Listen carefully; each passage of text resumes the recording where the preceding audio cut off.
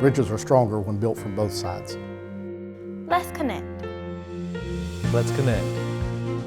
In the middle.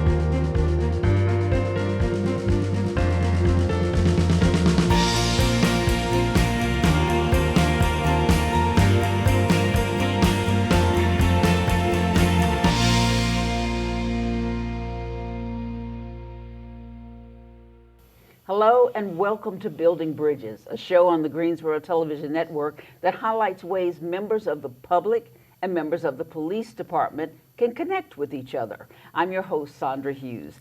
Today we're going to meet three incredible community members who reached out to GPD to help build bridges between the police and members of the public. Each of them have very compelling yet very different stories about what drove them to connect with the police department. Later in the show, we'll meet a couple that opens their home so that people can gather and talk about police-community relations. They do this in a very festive, welcoming, and judge-free way. You'll want to learn more about this amazing couple, so just keep watching. Hang in there with us today. But first, we're going to meet Mr. Steve Shelton. He's another amazing Greensboro resident who reached out to the police department to build a bridge.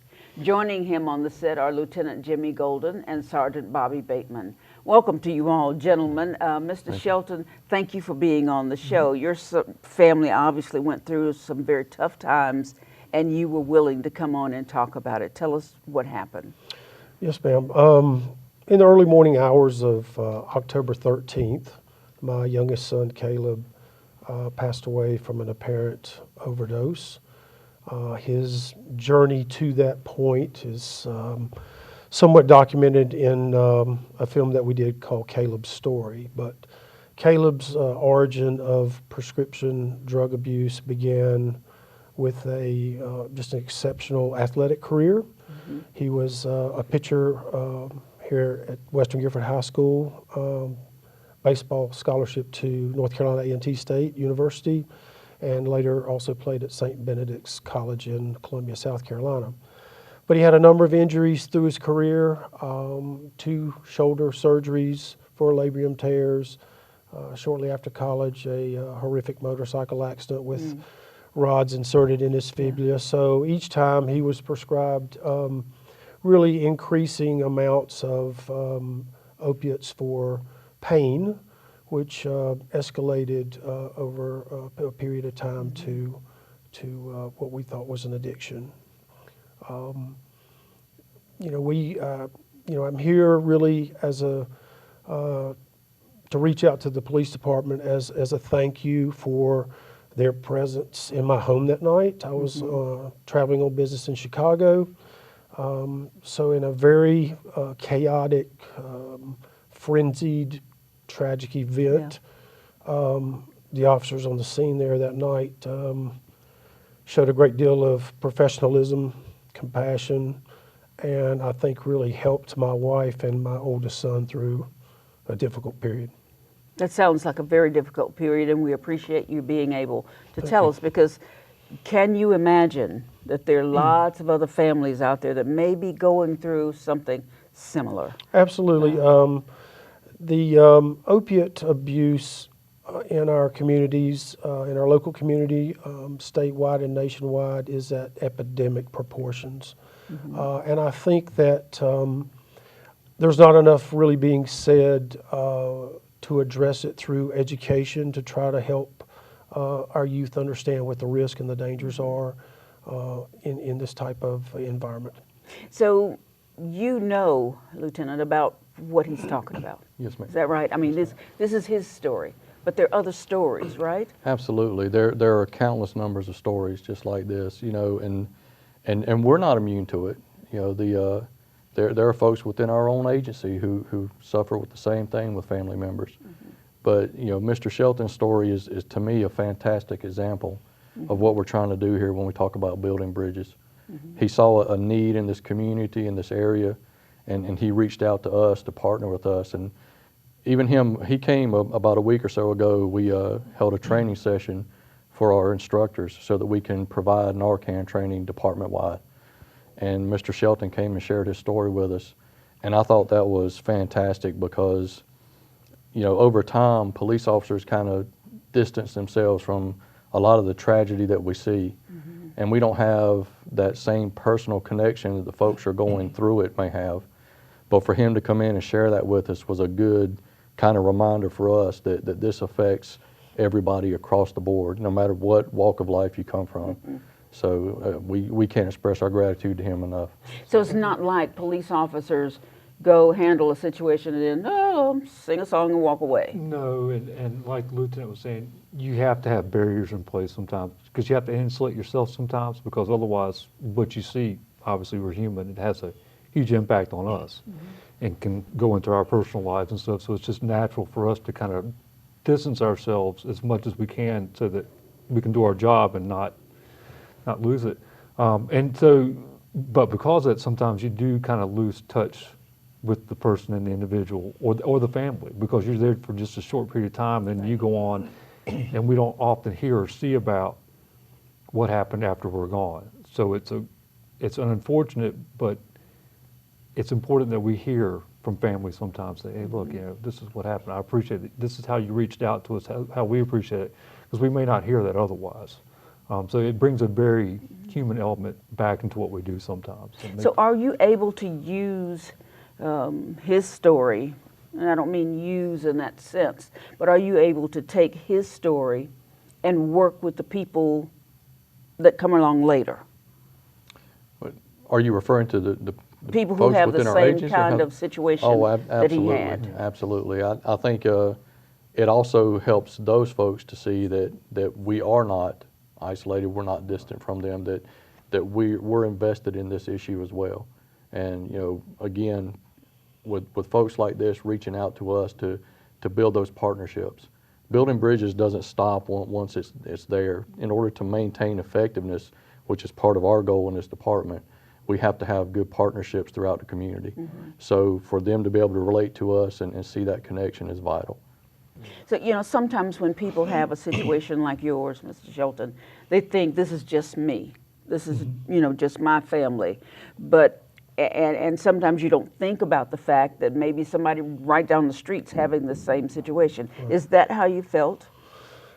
Well, you never think it's going to happen to your family, right? It's always somebody else. It's always someone else. But then when it does happen to your family, it just really awakens you to the issues in our society. And as the officer stated, this addiction transcends race, gender, societal class, levels of education.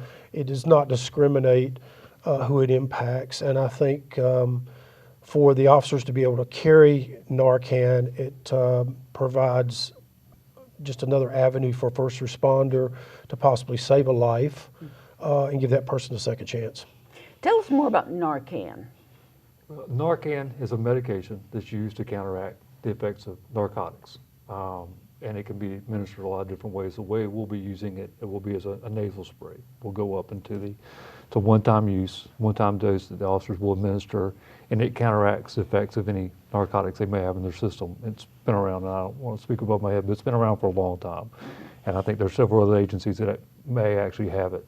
So that's something that can be presented, because a lot of times you'll get a call, an officer will get a call about a suspicious vehicle on the side of the road somewhere, subject passed out behind the wheel. Well, your normal inclination, especially depending on daytime, to drunk driver. And you get there and there's no indications of alcohol or anything like that, but they're just not responsive. But they're breathing and they have a pulse, so it's not a CPR type situation. We call it EMS. Well, we have a very good EMS system, but sometimes it takes them a while to respond. So it's more and more tool, and as heroin and all these drugs are on the increase, it's been well documented. If we can get that person going sooner, have the availability to give them a medication, which we know works, get it into them, get a pulse going, get them back to becoming responsive, the quality of life and the chances of improving their quality of life go up dramatically. And that's on the rise. And it's so, the more we can do, Lieutenant Gold and I have been police officers for over 20 years. In our time, the role of a police officer has grown exponentially, and it will continue to the next 20 years and the next 20 years after that. So arresting people is about this much. It's about what we do. It's just a very small part. It's also about saving lives. It's about being there for people when they need support, whether it's a police issue or not, providing them with the outlets, resources, whatever. So our roles are really expanding, and one of the ways that it's expanding is by being able to improve our emergency response as far as life-saving techniques.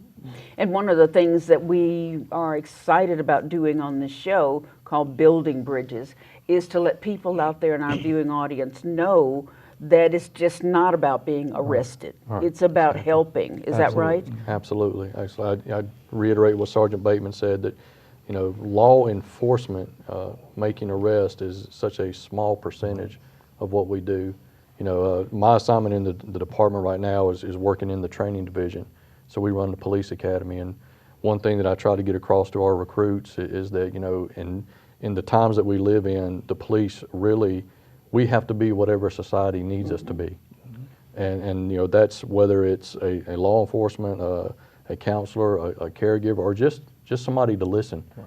Because giving folks a voice is so important. That's what we have to do. We have to adapt to what the society needs. So again, arrest is just such a small fraction of it. Now, how did the police help your family during this?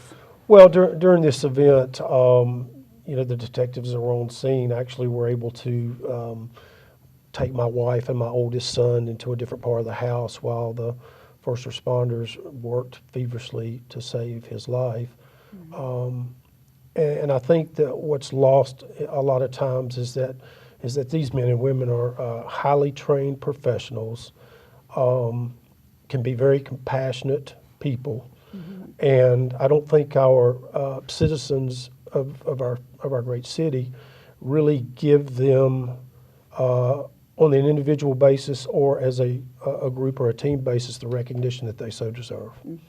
Well, I'm finding that out. I'll tell you, I've been doing this show now for almost a year, and I am amazed at how much you guys have to go through and things that you have to do. I'm like every other citizen, thinking that, you wear a uniform, you carry a gun, you arrest me. So or stop me for speeding or do something like that. But it's so much more than that, and you must be proud of that. I'm very proud of that. I've always been as proud as I can be to be a member of the Greensboro Police Department. And speaking of that recognition, if you don't mind, I'll recognize the specific officer that he's referring to. Sure. Detective Ben Mitchell, veteran officer of the department, excellent officer, the utmost professional. And although I wasn't there that night, I'm sure he did a fantastic job of trying to be there for these folks and do whatever they needed at that time. Absolutely did. That's incredible. Have you run into a situation like this? I have. I've not been out in the field for some time, but 20 years almost actually as a field officer. You see it all the time. I recognize it a lot of times just from previous experiences I had in the military. Just didn't have the resources available to do anything about it. So like anybody else at that point, you check vital signs and try to keep them stable until EMS could get there and provide whatever assistance was, the additional assistance. So see it all the time. When we started out, you just didn't hear about heroin and stuff. If an officer made a heroin arrest, that was a big deal because it just wasn't that time period.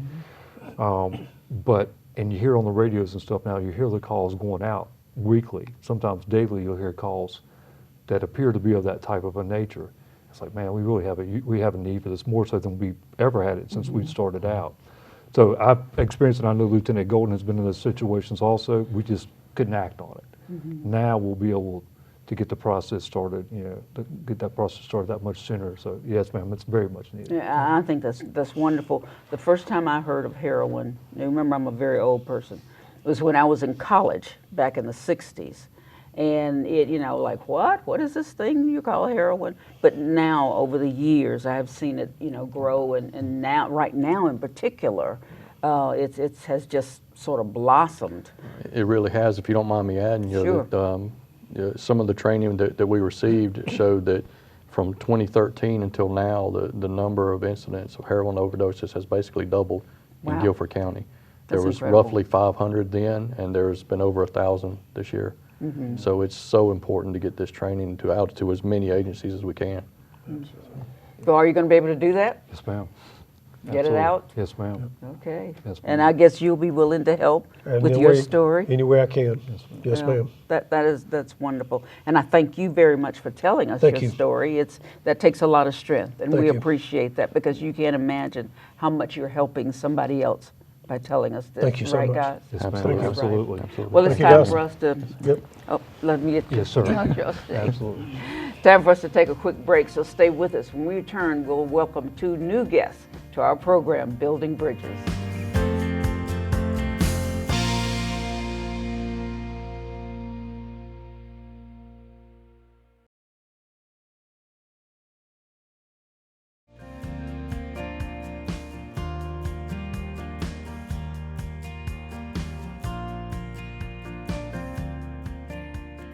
Welcome back to Building Bridges, a monthly show that brings together police and community members to make our city safer. I'm your host, Sandra Hughes. Now today we're talking with community members who are doing their part to build bridges between the police and members of the public. Joining me are Ruth and Charlie Jones and Captain Joe Kimmel. Ruth and Charlie are a very energetic, I've had a ball talking to them, very energetic couple who host something called Grub for Peace. And Captain Kimmel, I understand that you've been with the several grubs. First of all, I want to find out what the grub is. Well, it started out as the Greensboro Grub, and we still have that once a month. And that's a community dinner that we host, and he cooks. Yep, bring And- strangers together and, Just one long table. yeah. What do you cook? Oh gosh, it's every grub is a different ethnic. We've done Moroccan, we've done Chinese, we've done Thai, we've done South African, West African, you name it. So it's a different ethnic every grub. Do you know how to cook all of that Come stuff? on, baby. learns. You know I do. Sometimes he learns on the, make something On he's the never fly, made before. huh? Joe's been there too. He's still alive. Joe, how was it? It's great. Actually, I've been to 3 of them. Oh, have I like them so much. The food is just great, and Charlie does the cooking, and you see him in the back cooking away, and Yeah. it's just, the food is magnificent. Thank you. Now you do this at your house? Yeah. Yeah. Yes, Well, we- actually, our house is an old hotel. It's a one floor of an old hotel downtown. Before we moved there, it was Deal Printing, but originally it was the Craven House Hotel back in the 20s. And so every floor is 5,000 square feet, so our apartment's 5,000 square feet. So we have a 71-foot hallway, 8 feet wide, 71 feet long, and we put 4 10-foot tables down the hallway and invite 60 people over to eat, and it's the most fun I've ever had in my life. Oh gosh, it sounds, I'm getting hungry right now thinking about it. Why are you doing this? Well, the Grub for Peace, we instituted. It's actually a separate grub, and it's to bring police officers together with our community, and specifically our minority friends and neighbors. And so that's the reason. That's the whole reason for it. It's to create a space where there can be everybody can relax. And there's something that happens when you put your feet under the same table and eat a meal together. It's just, So you're building bridges Yeah. in your own way. Yeah. Grub for Peace. How's this working? What do you think, Captain? It works great. They've described what they do, but you can't describe the atmosphere when you walk in there. It's very positive, a lot of fellowship, positive dialogue between everyone. When we go there, we go in plain clothes. Now, Charlie will sort of guess who we are, sort of thing. But we go in plain clothes. They don't know who we are. But as conversation goes on and we talk, and Charlie mediates, and we get in conversation with people, and we talk about who we are and what we do. And a lot of times the conversation turns to, why do you join? It's really it's conversation, not confrontation. Yeah. If you know what I mean. Yeah. And it's where once you start talking in that dialogue, you talk about them, what they do, and some of them have never had any contact with police before. They know of us, and they know what we Right. do. They see us in uniform, but then you sit next to someone who's like me, being a police officer for 33 years, and they're saying, okay, why do you join? What's in it for you? What do you do? How can I help? Or sometimes they want to join or just have a conversation with someone. So you think this is building bridges then? I think it's an excellent example of building bridges, if not one of the best ones. Do you have this, you don't have the same people every time, right? No, I mean, just different people can come at different times. We always invite people who have come before, but there are always new people we invite also. The other thing is that it's funny, this should be called building bridges, because that's where we feel like we do. There are basically 2 kinds of groups in the world. There's bonding communities, and that's your church, your country club, your, where people of same ilk or same social status get together, whatever. And there's also bridging communities. And bridging communities are those communities that bring people from disparate areas, different areas, and bring them together and find out, hey, you're not such a bad person after all. And you sort of like the same things that I do. That's right. That's right. Yeah. And That's- so, I'm sorry. The I whole was just- thing about the Grub for Peace is that we want people to start seeing one another as human beings and not as types. I look at you. Oh, I know what type you are. No, you don't. Have dinner with me. Let's laugh together. One quick story. There was a black poet friend of ours who was at the first Grub for Peace. And at the first Grub for Peace, there was a lady there who sponsored the dinner financially for us. And she had some socks to give the police officers. So we had been sitting there having dinner and everything. And she said, now will all the police officers stand up? And our black poet goes, oh my gosh, I didn't know I was surrounded by policemen. Oh my goodness. Hands up. That's right. But he was having such a great time, and it just changed his whole attitude. It really did. See, and that's what you want, isn't Yes, it? That sounds absolutely wonderful. Because I know you get that when you show up in your wonderful black uniform. People go, oh, you need to put my hands behind my back, or my hands up in the air, or do something like that. Well, people stereotype us just like we're accused of stereotyping other people.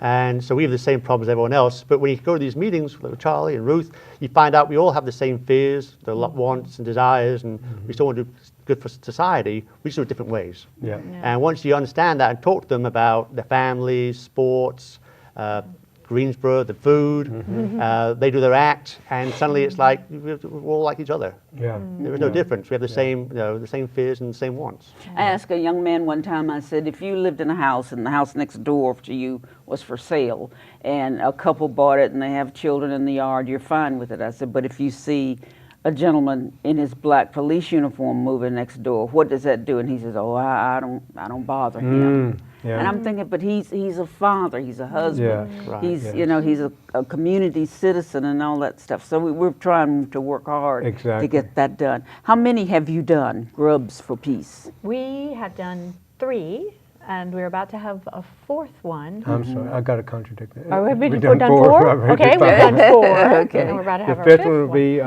actually, I cooks, think though, he this program will air after the 5th one, which will be December 29th. Yeah. So you know what the theme is this time, or what the food I will usually be? make up my mind on that about a week ahead of time. telling you, he's like a seat of his pants. Yeah. Yeah. I mean, so what was the last one? Gosh, can you remember? African. You're African. It was yeah. African. Yeah, Yeah. that's good, right. yeah. That's So how do you know how to cook those foods? Baby, I'm just talented Oh, everywhere. Everywhere, baby, gracious loose. alive. Come on. And humble as well. That's right, That's very right. humble. And he really does love to cook. If he's procrastinating about something, he's in the kitchen cooking. Yeah, that's right. I'd rather cook than anything. So So- if I have something really hard to do, I'll go and cook instead.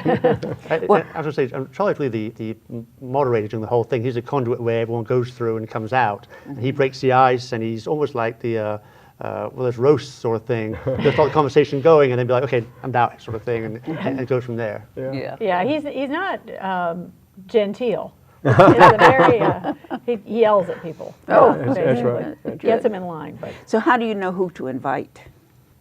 how do we know who to invite? Well, we started the Greensboro Grub by way of moving to town, and we didn't know anyone.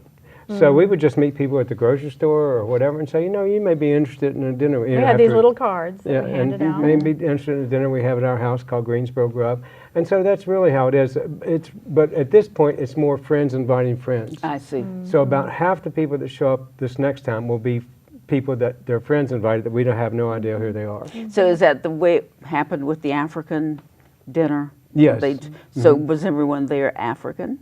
No. It's just the It's just different the ethnic food. foods. The Yeah. food is the only thing that is ethnic about it. Yeah. If we had real Africans there, I'd probably say, this isn't good African. Yes. What are you cooking here? That's right. But I think for the Grub for Peace, we really did want to sort of make a point to invite our minority, especially African American neighbors and friends. And we have a lot of those contacts through the Grub, the regular Grub. And so we just put the word out that we wanted to have this forum for people to come together, and our friends responded. Well, the other wonderful thing is that the Greensboro Grub, the monthly dinner we have that's not necessarily for blacks and police, it's gotten to be about 50% black and 50% white. And one of the big reasons for that is a good friend of ours, Josephus Thompson. And Josephus is a black poet here in town, and he has just been, I think I admire him more than any other man I've ever met. He's just wonderful. And he has brought together the black community to the Grub, and he's taken Ruth and I out to places where we don't have white people there. And you know, at first that was uncomfortable because I'd never been in that position before. And then after a while, I tell people, Josephus introduced me to the wonder of the black community, and it's just been wonderful. So do you talk about building bridges while you're there? Or what's the conversation like? No, it's not really that intentional because, you know, you have committee meetings and you have things. Let's talk about race relations. And then you talk, and then you leave and everything's the same. This is just getting to know each other as people and just loving up on each other. And Charlie just encouraged us, one of your challenges is take someone from here out for lunch one day, which I've done, by the way. And that's another way of building a bridge because you bring them outside the comfort zone, and it works great. It's a good idea. He kind of sends people out with that message of leave here tonight having made a date with somebody else here. I like that idea of the comfort. Get out of the comfort zone. Right. So many of us live in that comfort zone, and we don't step out. Preach it, sister. That's right. Oh, I can preach. Hallelujah. Come on. Sure can. Well, we have a nonprofit. It's called City 616, and that is its mission, is to, well, the mission is to bring the diversity of our city together for the advancement of community. Because so often we do tend to isolate right in our comfort zone, we do. And we don't want to, because we might say something wrong, or we might act in a way that disturbs people. That's right. That's right. I mean, you have to be, you are careful about what you say and how you say it for fear that someone's going to take it wrong. That's right. And so, I mean, maybe we do step all over people, I don't know, but they come to see, oh, I'm sorry, I keep touching. They come to see our hearts, and we see their hearts, and you realize there's something deeper than if somebody stumbles or says something that might offend you, or you know, and you realize, no, they're here to really communicate grace and love, and that's our agenda for the Grubs. That's how it started out. The only agenda was to love lavishly. And you know what? And we remain apolitical, but I've had these two comments said to me by several people. Number one, someone said, man, I told that guy to come to the Grub because there's not a single Democrat in the whole thing. Oh. And then I had someone else say to me, I told my friend to come to the Grub because there's not a single Republican in the whole thing. So, you know, we're beyond that. We're just getting down to who we are as people. Could you feel that when you were there? Very much so. It's very open dialogue, and you talk about many things. You don't take sides. You just talk, like you do at any other place you go to. Well, that sounds delightful. I mean, I wish every person could almost be required to do something like this so that they can get into the comfort zone or get out of their comfort zone and into someone else's to find out more about them. You know how it is when you see a person walk in the room, you decide right away what that person is like or about. And I hate that. I hate that because so many times people are not about that at all. And it's great to find. So how do you finance this? Does it come out of your pocket? We do take donation at the Grubs. The first couple was Grubs for Peace with the police officers was underwritten by a local business person, but we take donations. It usually covers costs. But other than that, she mentioned City 616. Our website is city616.org, and you can go there and sign up to be on the Grub list, and also you can donate. It's Christmas time. Oh. Okay. We really can give you money? You really can. They might edit that part out. I never thought about that. Yes, they can give us money. That's a good idea, That's right. How would you like to see more of these around the city?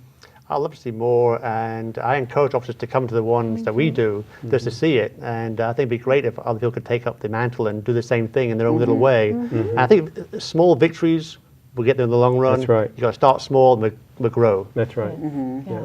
You know, I see so many groups doing things in their own group. Mm-hmm. Yeah. You know, churches will have a church Yeah. dinner, but it's usually their church members Yeah, or that's a right. community or whatever. And I think what you two are doing is just absolutely fabulous. Well, you need to come to the next one. Yeah. Well, let me know when it Okay, is so baby. I can come You and got it. grub. You got it, sweetheart. Well, you know, we did have one woman who came to the first one, and I overheard her talking with Josephus actually, and she said something to the effect of, "Now, what good is this really going to do?" Oh, really? And just the point that he made that we have to start with baby steps. And so I feel like this is the first step, and hopefully will blossom into something bigger. I think it sounds absolutely wonderful. And I appreciate you doing it. I'm sure the police department appreciates We it. do, we do. Perhaps, I mean, how did you know to go? I'd actually been to their place before at a wedding, and then they advertised it. I said, I'm going to go. Yeah. And it turned out that it was a turning experience of my life. Yeah. I'm so glad you didn't mention that drug raid.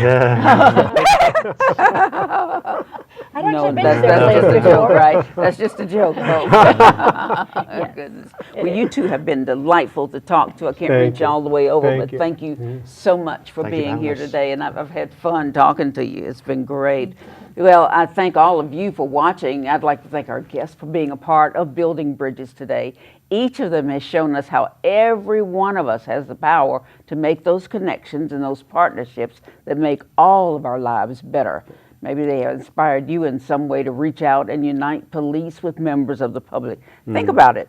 Thanks for watching, and until next time, I'm Sandra Hughes. Be safe. This show was funded in part by the Greensboro Police Foundation, an independent nonprofit organization whose mission is to enhance Greensboro's economic strength by promoting the safest city possible for its residents, workers, and visitors through support of the Greensboro Police Department. For more information about the Greensboro Police Foundation, visit www.greensboropolicefoundation.org.